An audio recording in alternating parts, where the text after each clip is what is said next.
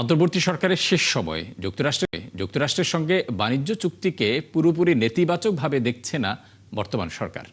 বরং চুক্তির অনেক ধারা দুদেশের মধ্যে বাণিজ্য সম্প্রসারণে ভূমিকা রাখবে বলে আশা করছেন বাণিজ্যমন্ত্রী খন্দকার আব্দুল মুকতাদির।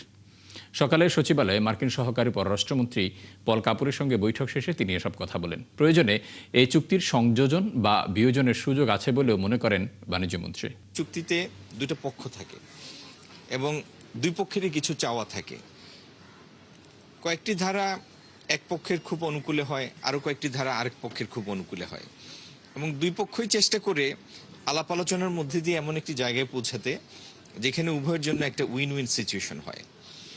এই চুক্তির মধ্যে অনেক ধারা আছে যেগুলির উপরে আমরা বাণিজ্যিক সম্পর্কটাকে আগামী দিনে জোরদার করতে পারব।